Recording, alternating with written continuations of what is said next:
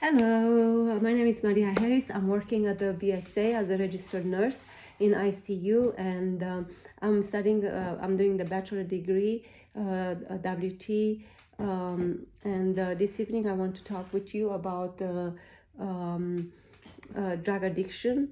And thank you for coming. And I know some of you are struggling with addiction, and if you are not struggling, some of your family members are struggling.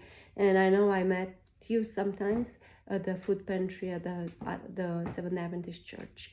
And according with Mayo Clinic, drug addiction, also called substance use disorder, it's a disease that affects a person's brain and behavior and leads to an inability to control the use of legal or illegal drug or medicine. And the statistic, which means that the brain and behavior is affected. And some of the drugs we can refer to alcohol, tobacco, illegal drugs as well. According with the Department of State Health Services in Panel area, we have around 43 deaths per 1,000 people. In other words, in Amarillo, around Amarillo,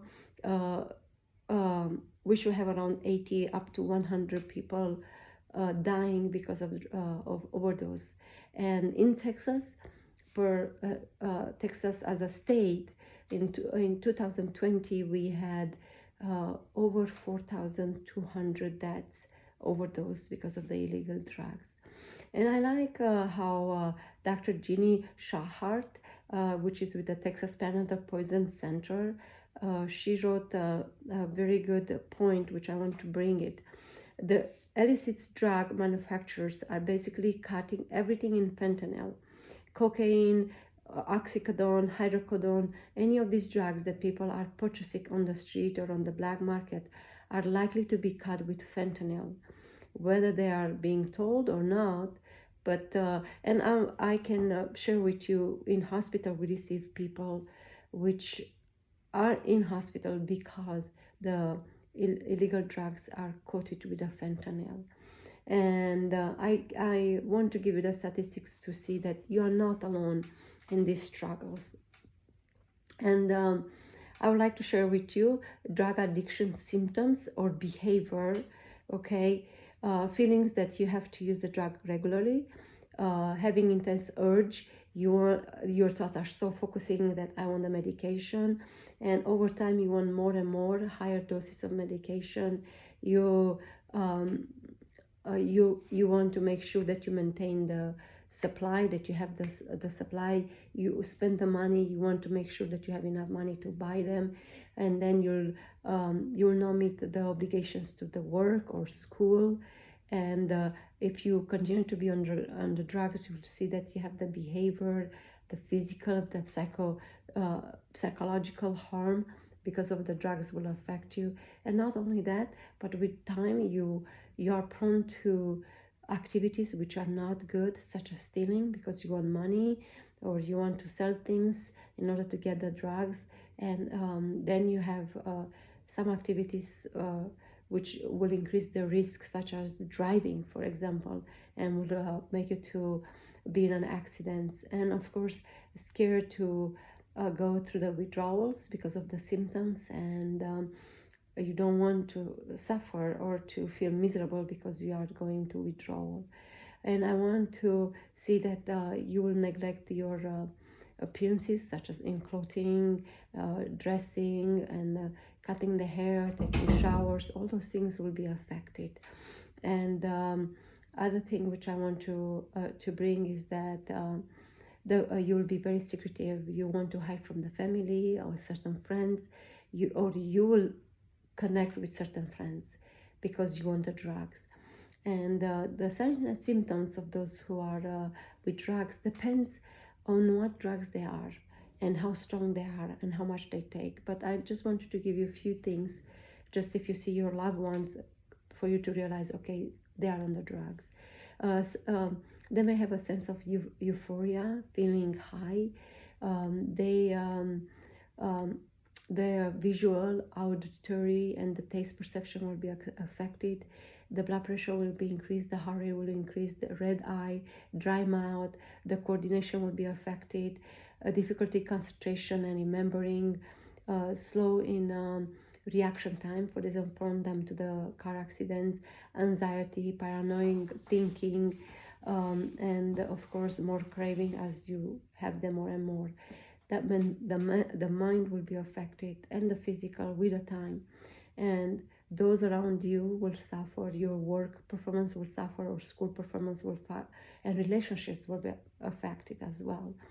How we can overcome the addictions? Number one, I will encourage you to talk with God. Pray, Lord, what do you want me to do? When do you want me to drop the drugs? How do you want me to do? When I should do it? And what plan works for me? Each plan does not work for everyone. We are individually, and we should look and see, okay, what do you think will work for me? Number one, I would like the second point, I would like you to choose a date, and choose a date which is something special, which makes you all the time happy, like anniversary or birthday, or something which you know that it's a joyful day for you. And but before you choose, before you start, before the day comes, be sure that you change the environment, like change the friends slowly, clean your home, eliminate things which will prone you towards addiction.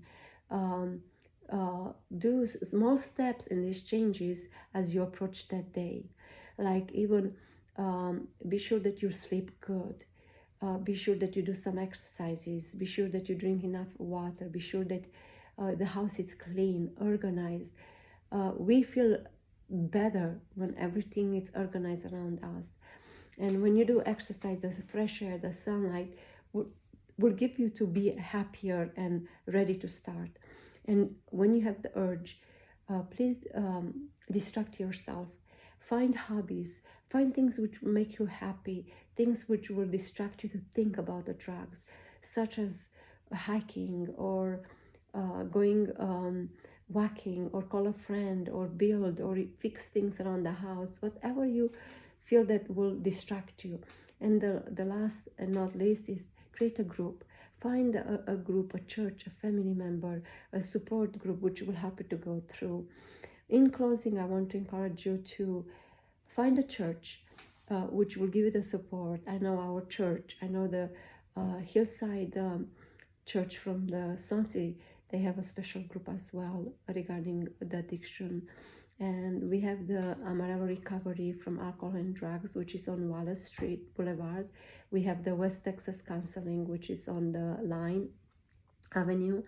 And if you need to talk with somebody, you can come to our church, or you can reach out to me after this meeting, and we can talk more specific about each one of you or family member, and let's see how we can overcome this. Thank you for coming, and have a good day.